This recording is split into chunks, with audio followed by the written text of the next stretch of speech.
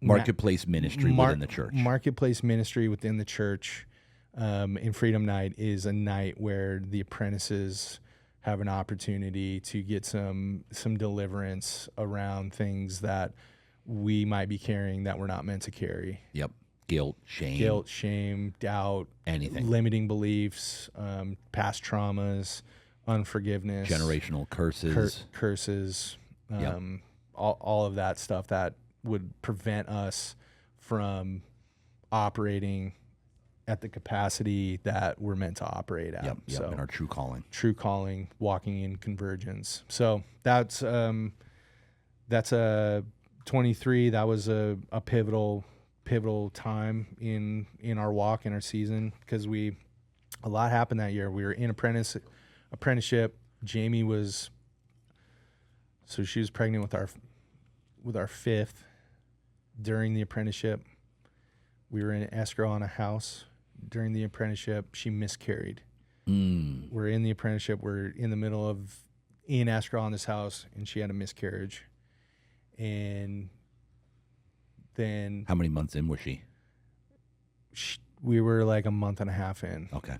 Yep. So yeah, we go through my business. We split. How did that affect you guys? Was it?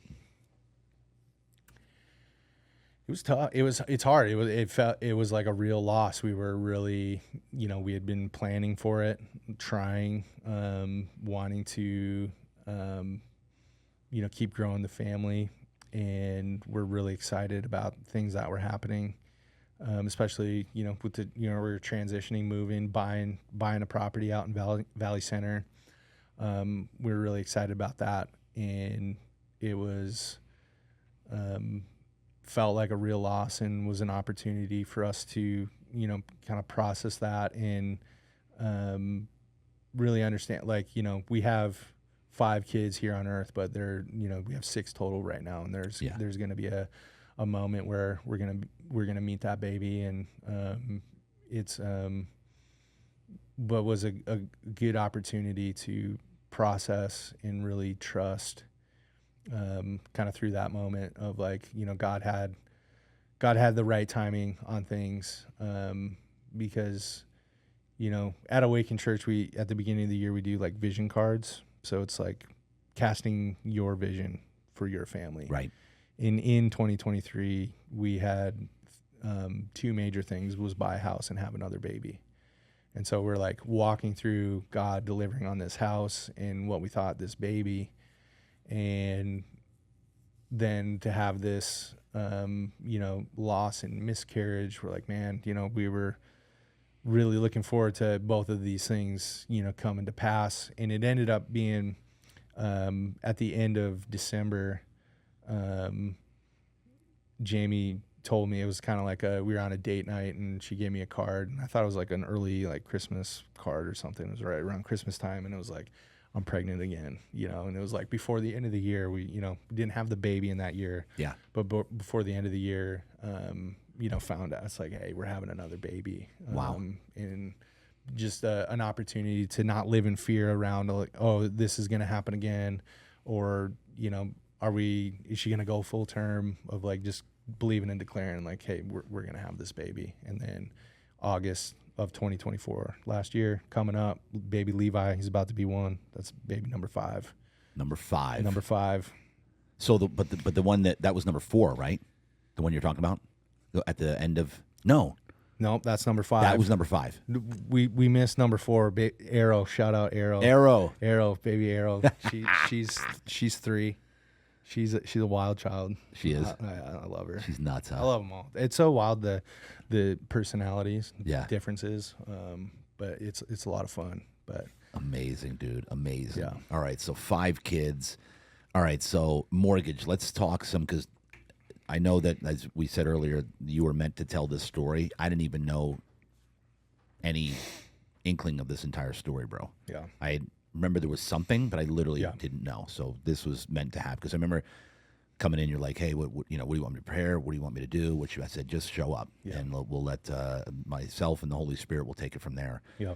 And I realized that, and we'll talk some real estate stuff. We have to, obviously. Sure. Yeah. But this story, your testimony was meant to be, Wow. it's Yeah. meant to be told. Come on. And in this entirety, in this much detail as well, because somebody's watching this, somebody's listening, somebody that this is going to impact them, and they're going to see your testimony and hear it and be like, oh, wow.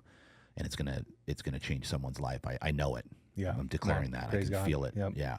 That you were meant to tell this story. And I didn't, no idea we're going to go this far on this story. Like none. Wow. As you're telling him, like, oh my God, you are something else. Like, God had a plan for this, and you were last minute thing here. And look at this. We went the entire thing on your whole testimony. Yeah. Of you and your marriage and Jamie. And you said you even you're going through it right now.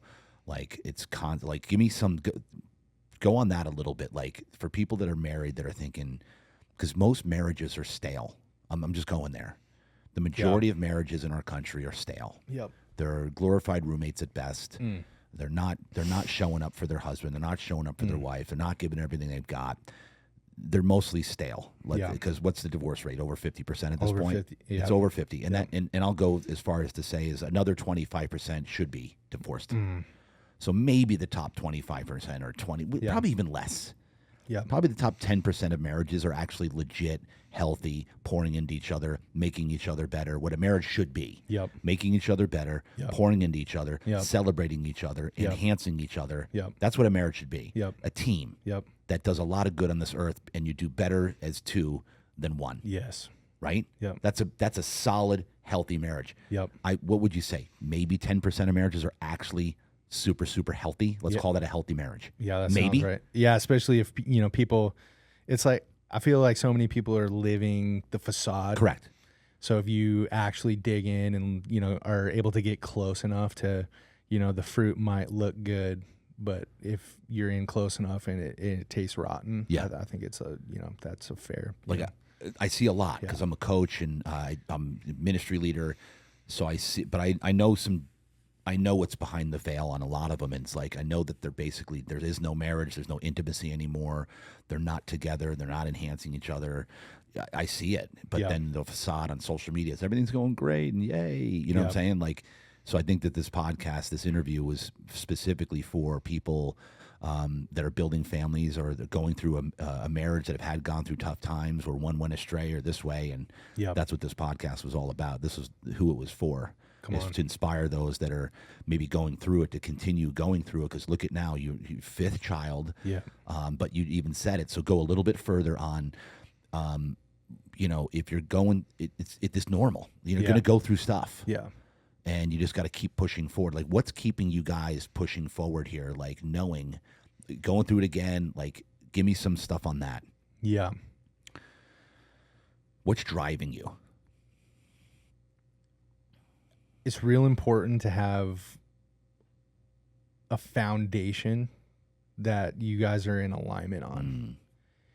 And so obviously we are both in pursuit of Jesus and who he's creating us to be, who he created us specifically.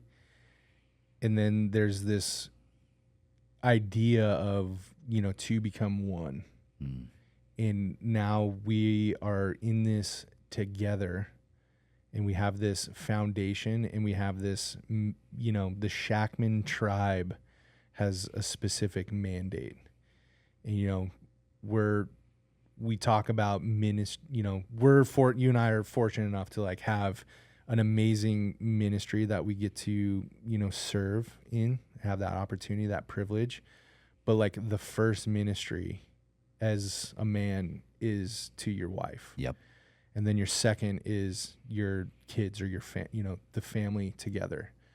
And a lot of men are out, it's I want to serve or I want to, want to crush it in the marketplace or I want to, go out and dominate. And it's you dominate your family and not be a domineering person, but dominate being a good husband and a good father in training your, in leading and training your family. So it's having the foundation is core values. So me and Jamie have, the Shackman core values, the things that we care about in is then like the filter on how we, make decisions.